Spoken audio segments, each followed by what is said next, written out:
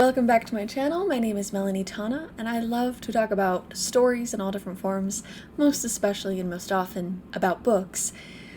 And today I am returning to something you might have missed after a little while, The Wheel of Time. So I'm on book 10, Crossroads of Twilight, and I'm gonna talk about it. In these videos, I like to split up the books in chunks because they are very big books, and I like to talk about my thoughts so far in the events, so there will be spoilers, otherwise I don't think I would have as much to talk about. If you have not read up through the first half-ish of book 10 of The Wheel of Time, I would stop watching this video and go and read, and maybe check out some of my other videos instead. But for those of you who've been following along, I'm going to be covering today the prologue of Crossroads of Twilight through chapter 11. Also, as you can see, I've tentatively hung up my Wheel of Time map that my dad got me for Christmas.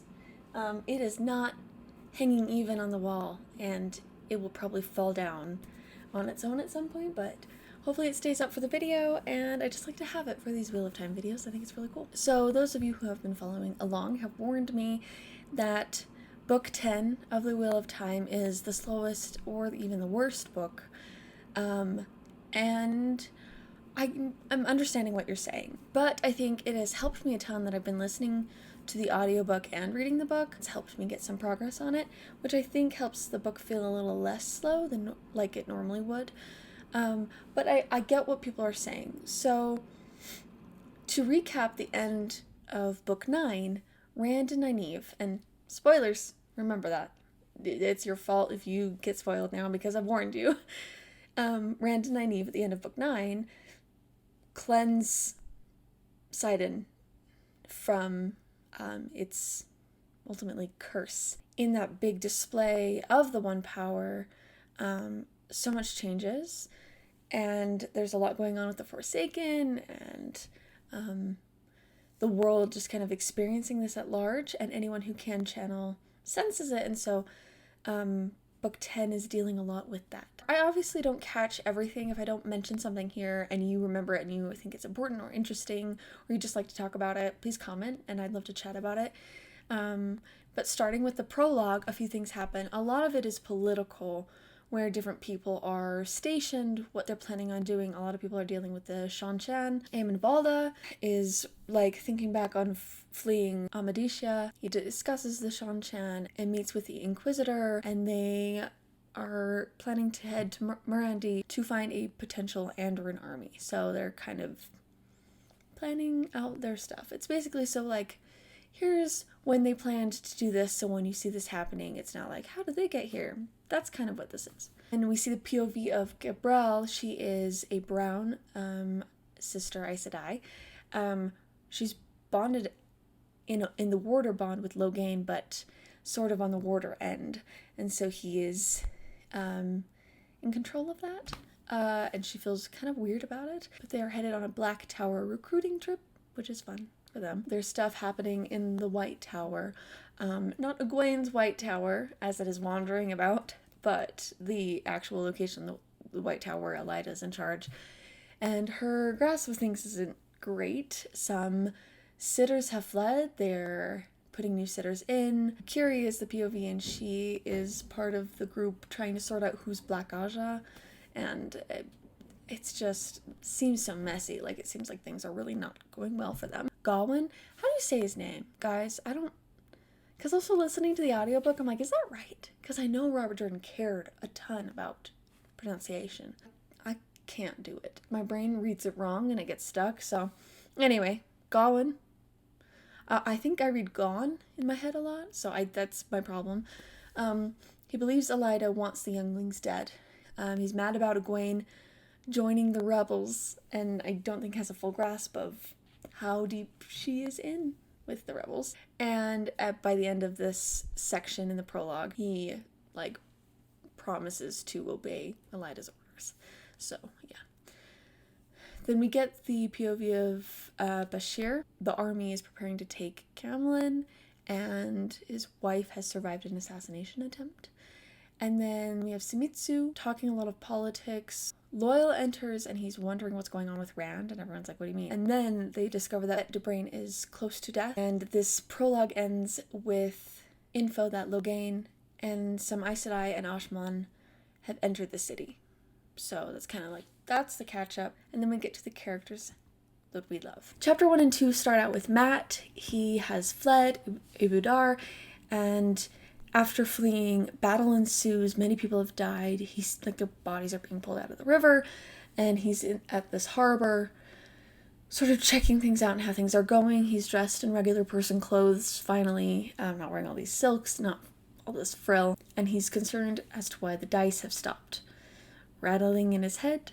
The Othenmir Daman, or Damani, escape, and this is why the battle happened, but the escape itself was successful, and he and the people he has with him have gotten out. So Tom and that group of people and men, and then Gyanin and Duman, and then they brought Tuan with them, who is, prophesied to be his wife. And so that all happened. They escaped successfully, and he and Gyanin have to pretend to be lovers as part of their charade, and to keep disguised. And some things are troubling Matt in his mind, that yes, he saved these women who can channel from Mishanshan, but he also is dealing with all the people who have died in the battle that ensued, and he's like worried about that. And he's also worried why the dice have stopped rattling in his head. I think they kind of help him have a sense of where things are going, and he kind of feels like he needs them. His group is traveling with Luca's animal show, and as he walks back to this caravan of people, they see that the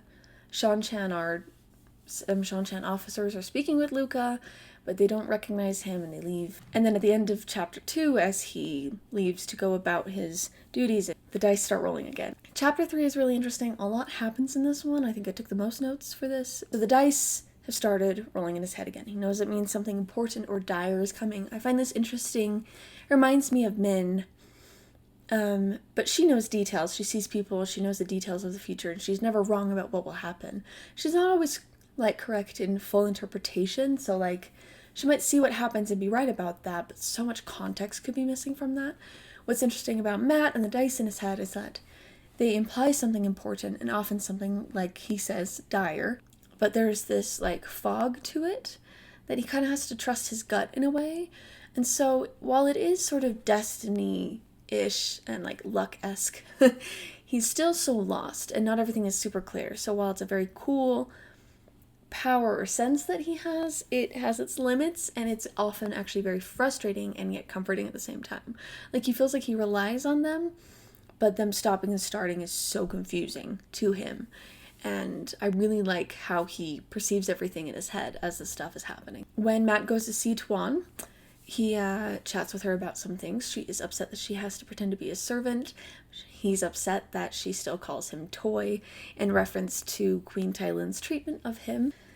It doesn't bother me, the destined relationships, because these characters still have so much autonomy, and they're still bonding through their experiences in ways that I think work a lot of the time. And some of the romance is a little bit abrupt, but not totally inconceivable, just maybe written in a way that feels sudden. So I don't know much about their relationship, but I do know that there is this destiny, and he's acknowledging it, and he's like, I hate this. And it's very interesting. There's a moment where Tuan wants to go home, and Matt's like, you can't yet, and you can't mess up anything until then. I promise not to hurt you, basically. We just can't have you leaving. And she promises not to betray him or cause any major problems. And as they shake hands on it, they spit and shake hands, the dice stop rattling. And before they make this deal, two interesting things happen. One, Tuan asks him what Arthur Hawkwing was like, and he's like, how do you know that I know who that, why would you ask me that? Everyone's like, that's a weird question. He's like, oh, that's a stupid question. And she's like, yeah, I was silly. But he knows, and he has all these memories, and he's flooded with them, as he often is. And it's he even says it's memories that historians couldn't even tell him, and that's how he sort of knows that it's not just stories in his head, it's real experiences he's experiencing. It's something he's been dealing with for a while, and he like shakes his head about it. And then she notices and can read the old tongue inscription on his spear, which translates to, "Thus is our treaty written, thus is agreement made." And then they shake hands, and then the dice stop. And it's like, what is going on? So that feels weird to him. It's interesting. And like, why would Tuan know to ask that question? I don't know, but she does. And knows, and I don't fully understand her. But I'm interested to see why. I have a little like question mark tab on that in my book to try to figure out what is going on here. So then Tom steps in. He has news. No one's really openly suspicious about Tuan. Like, she's not there, but they don't necessarily think she's been kidnapped, even though like that's just rumor on the street. Like, the Shan-Chan probably do know. It's just they're not openly talking about it. And then Queen Tylin has actually been murdered. And it's sort of mixed feelings for Matt. I think, I don't know, her treatment of him, if the roles were reversed and Matt was a young woman and Queen Tylin was king, you know, I think we would have less remorse over him, you know. But I don't know. It's like, it's just played off a little lightly, which is sort of like the point, I think, that comparison between men and women and their experiences. But I ultimately just feel like she is disrespectful and abusive to Matt and horrible to him and puts him through a lot and causes real trauma. So it's just kind of frustrating, and I'm like, good riddance, you know. But he has mixed feelings about it. He obviously still had that connection with her, and it's just confusing for him. But ultimately it means like she was taken out. They believe it was the golem who did the killing. Jolene, the Aes Sedai, meets with Matt and says we need to head away from where we sensed all this channeling. There was this great channeling. We shouldn't go near that. Something's happened, and it's Rand and Nynaeve, right, and everything going on there. And even though they're concerned about it, he knows it's Rand, and he wonders what was Rand doing when the dice stopped. Anyway, chapter 3 is just full of a lot of stuff, and Matt's so interesting at this point, we just want to follow him, right? So naturally I'm like, oh no, we have to move on.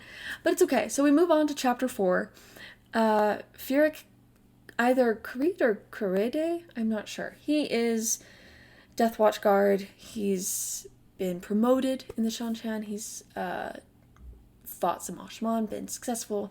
And then, and I was investigating Tuan's disappearance. He meets with the Seeker Moore, who, and then like talk about the theories of what's going on. They're suspicious of both Tom and Ganon. I think they had something to do with Tuan's disappearance. And then they leave with 100 Death Watch guards, a few other people, and then it says 20 Ogier gardeners, which is a very interesting company. And they're searching for Tuan, but they're not entirely sure where to go. So looks like Matt has a decent lead on them. Chapter 5, we return to Perrin, who is hunting for Fael, his wife, who has been kidnapped by the Shaido clan of Aiel, and he is sort of just obsessed with that hunt for her. Perrin, I think, is one who's like, my duty as a man is to protect, and so it's just painful for him to have lost her and infuriating. Queen Aleandra, I don't know her name pronunciation, and the woman we know to be Morghese, have also been kidnapped, but he's more worried about his wife, understandably, right? And they don't know she's Morghese, right? And they're looking for them, but he's been kind of turned around and is finally getting some traction on where Fael is. And Perrin's been looking for wolves, and he can't sense them nearby. The ones he can sense are far away, and they're just sort of impressing on his mind that the last battle is approaching, which is ominous, and that's all he gets from them. And then they're trying to figure out what connections Masema the Prophet has, either with the White Cloaks or the Shan-Chan, and there's a lot of intrigue there and tension. They're trying to figure that out. Obviously, he needs to deal with that, but he's concerned about his wife. In chapter 6, he gets the scent of sulfur that Darkhounds have passed through, and after speaking with Berlain, who has not quelled rumors that they have slept together, because she is Verlaine, she's who she is. She, through spying that they've all set up, has discovered a note to Missima from the Shanchan, which implies a connection with them. In chapter 7, they get some more information on what's with the Darkhounds, what are they after. They passed by the camp, but they haven't infiltrated the camp, and there's some implication that there are 50 Darkhounds as opposed to a pack of 10 or 12 as is normal. So there's some confusion there, some weight to that that feels a little bit spooky. Missima briefly meets with Perrin in chapter 7 to discuss feeding their people and retrieving grain and things like that. And Perrin's focused on his wife, and it's she comes first. We'll take care of those things later. There's just a lot of tension and political tension and whatnot with him, and also just mistrust. And the Aes Sedai, who claims to be to want Missima taken down, has been sort of meeting with him back and forth. So Perrin wants to know what she actually thinks and believes. In chapter 8, Elias and Elienda had scouted the Shido clan. They found them, and they take Perrin there through a gateway. The camp itself is way too large for Perrin to take, so he's got to figure out how to sort of be more strategic here. And then, not even just that, but the wise ones in the camp. There are 500, all of the Shido wise ones, all gathered in one camp, and I think an Aes Sedai comments that's half of the number of the White Tower. So it's that's a lot of channeling women in one place, and it's just going to be too dangerous for Perrin to just attack. And in that chapter, they all sense the great channeling happening with Rand and Nynaeve, and Perrin knows that it's Rand and Nynaeve, and he sort of sees them together in this image. It's very interesting. Chapter 9 is also interesting to me. I like stories where people are a prisoner and they have to escape a place. We see Fail. We see Fail. I'm struggling with her name. I want to call her Fail. My dumb brain. Okay. She is prisoner. She's been made Gashayan. Basically a ceremonial slave. It's ritualistic for the Aiel, and it was sort of forced on her as a wetlander. She's reporting to Samarin, and has been spying on Savannah. Shiad, one of the Maidens of the Spear, if I'm saying her name right, says that she helped 2 other servants of Fail escape. At some point, Fail encounters a drunken Aiel, and she thinks, I am wearing the robe. I'm protected as this very specific type of servant. He still tries to bother her, and Roland intervenes. He is very interested in her. She doesn't want to take it too far, but she also wants to have an advantage if she could escape by using him, by playing to his interests, even though she's not interested, and she misses Perrin, obviously loves him. But, this man is you could be my wife, and she's I would like to leave, So she finds out that the escape of her servants has failed, and they are tied up as punishment. Galena is also trying to help them, and Morghese is off to steal the Oath Rod for Galena, but then Galena betrays Fail, and by revealing the knife that she has hidden, and Savannah has her punished by being stripped and placed on a table. And Roland keeps her safe from the elements and from muscle cramps, and she starts strategizing. She's just constantly strategizing. I really like this about her. I think her character is very interesting. She's capable. She's also in a very tough situation, and I think that I've always liked her, even when she was I'm a hunter for the Horn and whatnot, several books ago. But I really like her and Perrin's relationship, and I really like seeing her in this setting where it's just her. She doesn't have him to protect her. So she's trying to figure out what she can do for herself. And she doesn't want him to meddle. But he probably will, because he's Perrin. So in chapter 10, we move on to Elaine, who has been traveling to nobles to get their help with the siege on Camelin. She senses Rand channeling. She wants to help him. But Aviendha says, we have to leave that to Rand. We can't go help him. And she's fine, whatever. She's dealing with being coddled since she is pregnant with Rand's baby. She's very tired, but she's working tirelessly for her people, and she wants to, even though she doesn't have the complete title of the queen herself, she's behaving like one to protect her people and or the crown and everything, and to hopefully help Rand even from afar in a way, though she's still letting him do his thing. In chapter 11, still Elaine's POV. By the end, a very important thing happens. Captain Millar, who saved her life but is obviously sus, he's very boastful and very egotistical, and there were even rumors at some point that he was the father of her child.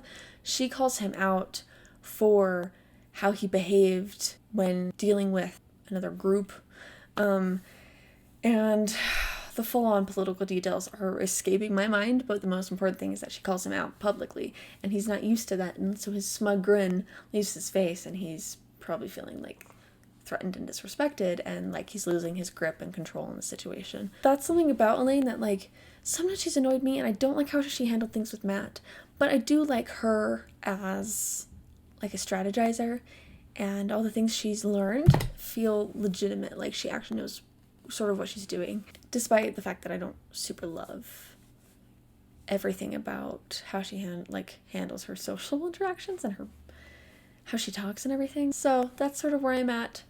As far as I can remember, those are just some things that are happening. I'm not super bored, but I do understand that it's just like everyone is planning and figuring things out, and you feel the sense of setup. And if you're able to read it faster, it doesn't feel as slow, but since I've been doing audiobooks, it's been easier for me to do that. I still am busy, so as I progress, I'm interested to see how the second half of the book plays out. I also think sometimes when the first half of a book is slower, I'm more forgiving, and then if the second half of the book is still slow, I'm probably gonna be like, oh, I see why it's not as good in people's minds, and I can understand after waiting for Robert Jordan to put this out when people were first reading it, it would have been a frustrating experience. So I don't know. I think I get it. But at the same time, I'm happy to be back in the Wheel of Time, and I'm excited to see where things go. Yeah, any thoughts that you have, as long as they're not spoilers for me, I will take them. And if you do have a spoiler for a major event, maybe give a warning beforehand, just for the sake of our fellow readers. Anywho, thank you guys for watching. I've always appreciated your support. Y'all are the best, and I hope you have a wonderful rest of your day. And yes, life is good. Let's keep reading some good books, and I'm so excited for the rest of the Wheel of Time. Okay, thank you. Bye.